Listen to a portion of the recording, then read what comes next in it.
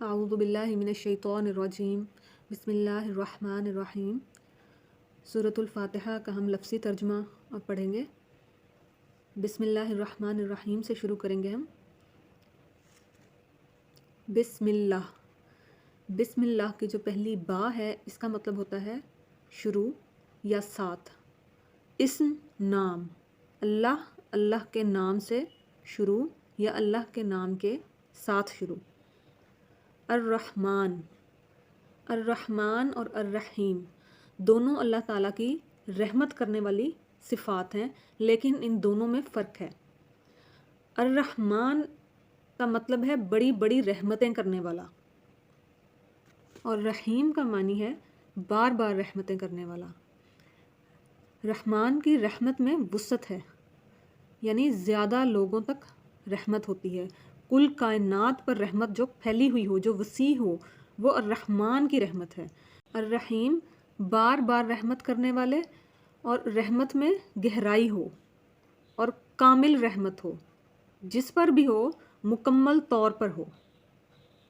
رحمان سب پہ مہربان اور بہت مہربان، اور رحیم جن کی رحمت میں گہرائی ہو اور جس پر بھی ہو مکمل طور پر رحمت ہو، کامل رحمت ہو۔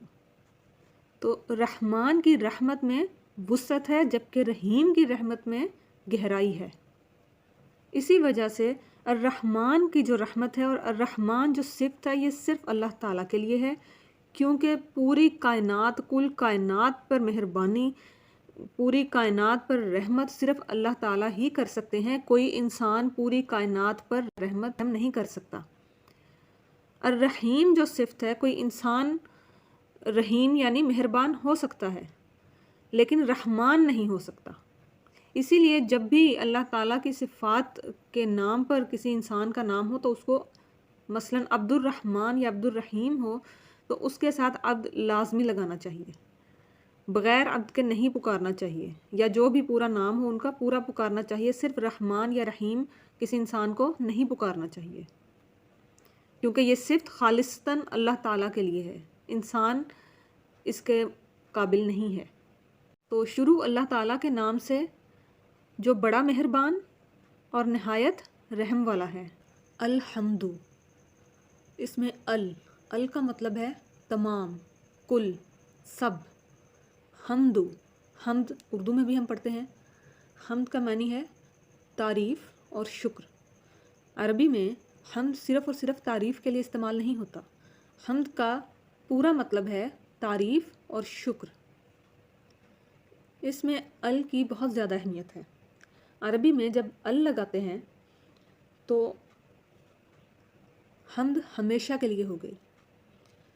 حمد جو ہے ال لگانے سے وقت کی قید میں نہیں رہی، نہ یہ کائنات کی قید میں ہے کہ کائنات ہوگی تو حمد ہوگی، نہیں، اس سے وقت اور زمان سے آزاد ہو گئی حمد، کیونکہ حمد ہمیشہ اللہ تعالیٰ کے لیے رہے گی۔ حمد معنی تعریف اور شکر دونوں، مخلوق ہو یا نہ ہو، وقت آج کا ہو، پہلے کا ہو، آگے کا ہو، حمد ہمیشہ اللہ تعالیٰ ہی کے لیے رہے گی، کسی اور کے لیے نہیں ہوگی۔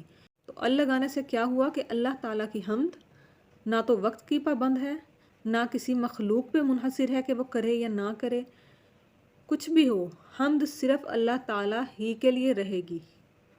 اگر اس کا ترجمہ صرف تعریف کیا جاتا ہے تو تعریف تو انسانوں کی بھی ہو سکتی ہے، تعریف تو چیزوں کی بھی ہو سکتی ہے، لیکن تعریف اور شکر اکٹھا صرف اللہ تعالیٰ کے لیے ہو سکتا ہے۔ اگر ہم کسی انسان کے شکر گزار ہیں، کسی نے ہم پہ کوئی احسان کیا ہے تو ہم ان کا شکریہ بھی ادا کرتے ہیں، تو تعریف اور شکر اکٹھا صرف اللہ تعالیٰ ہی کے لیے ہوتا ہے۔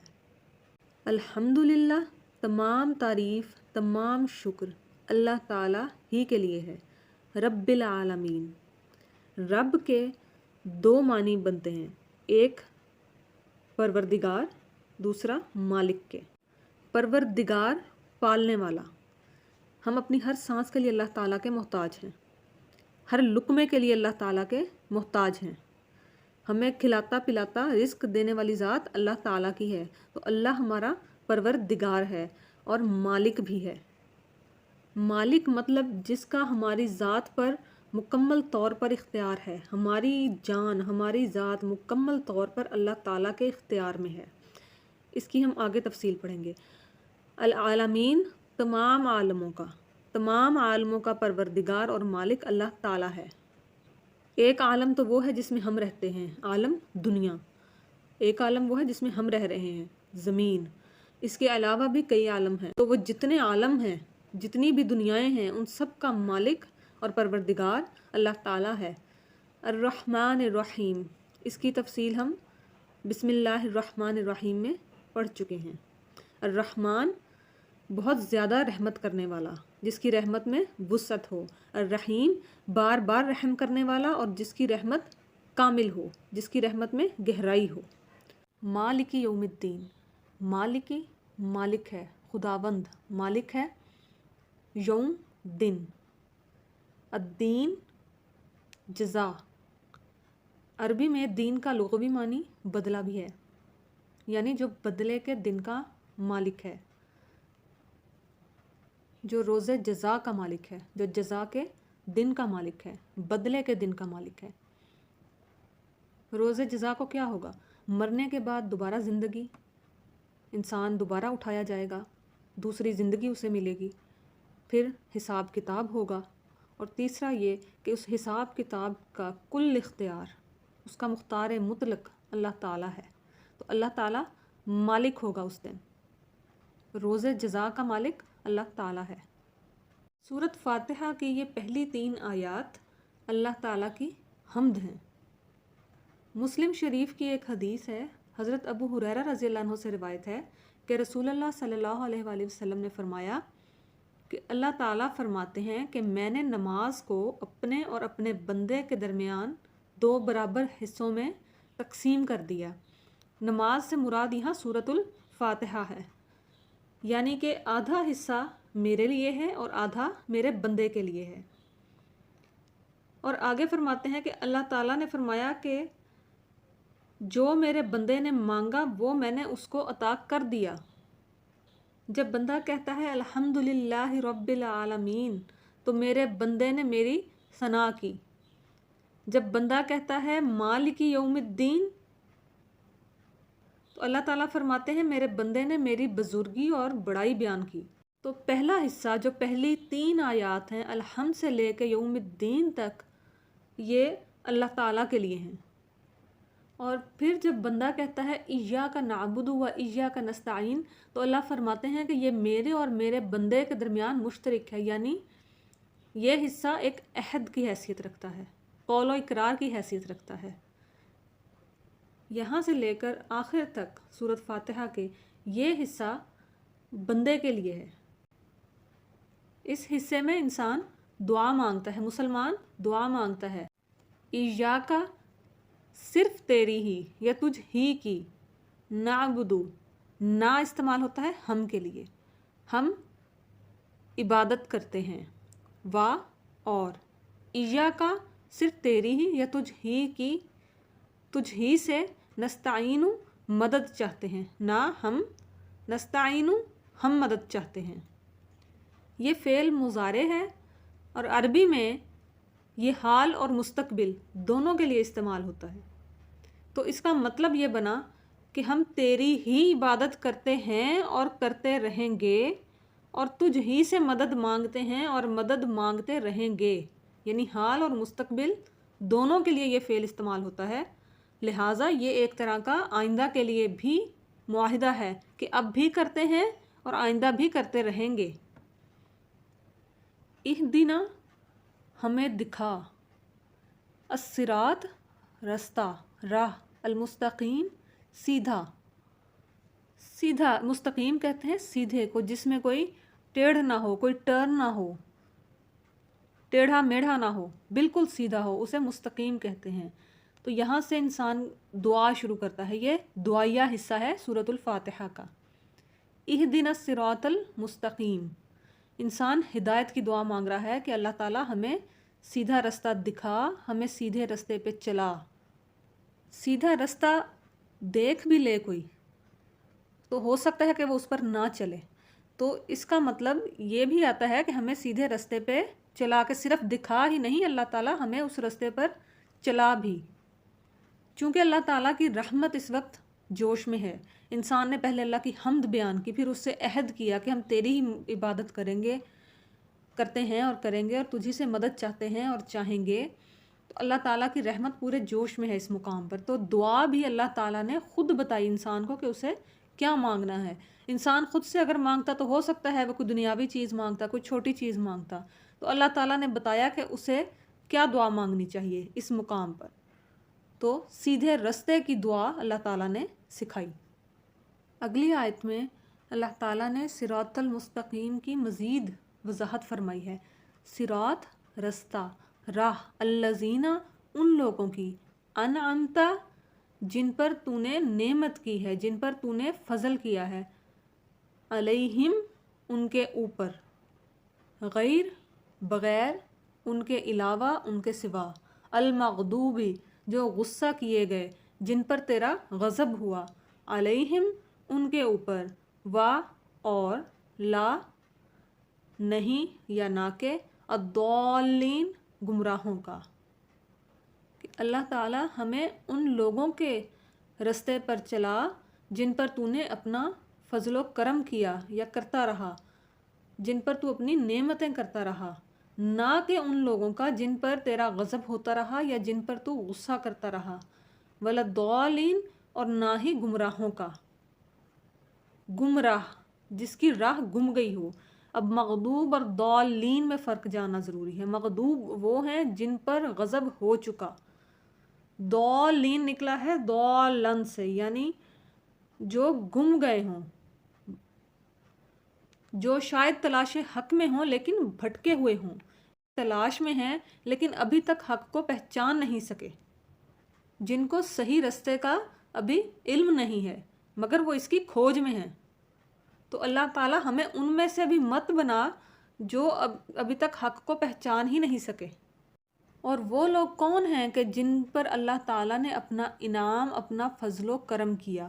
قرآن پاک ہی کی سورۃ النساء کی ایک آیت اس کی تفصیل بیان کرتی ہے.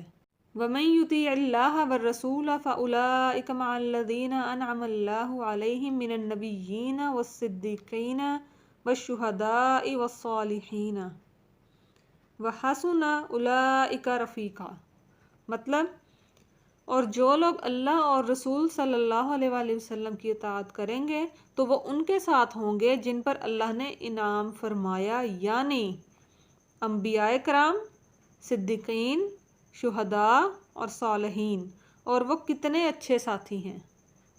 تو ہمیں قرآن پاک ہی کی ایک دوسری آیت سے صراط الذین انعمت علیہم، انعمت علیہم جو لوگ ہیں ان کی تفصیل ہمیں مل گئی کہ وہ کون لوگ ہیں. یہاں پر ایک اور بات بہت واضح ہو گئی کہ ہدایت کا رستہ صرف کتابوں ہی کے ذریعے نہیں ملتا. اللہ تعالیٰ نے اس سورۃ مبارکہ میں ہمیں صاف صاف بتا دیا کہ ہم نے دعا میں ان لوگوں کا رستہ مانگنا ہے جن پر اللہ نے اپنا انعام کیا. تو گویا وہ ہمارے لیے مشعل راہ ہیں. ان لوگوں کی پیروی کرنا بھی ہمارے لیے بھلائی کا سبب ہے. تو صرف کتب ہی نہیں، لوگ، اچھے لوگ، انبیاء کرام، صدیقین، شہداء، صالحین، ان کا رستہ بھی اسی طرح سے ہمارے لیے اہم ہے. اللہ تعالیٰ نے جتنی الہامی کتابیں بھیجی، 7 انبیاء کرام مبعوث فرمائے. اگر صرف کتب کافی ہوتی تو اللہ تعالیٰ صرف کتابیں نازل فرما دیتے، مگر انبیاء کرام کو مبعوث کرنے کا یہی مقصد تھا کہ کوئی معلم ہو جو اس کو سکھائے بھی.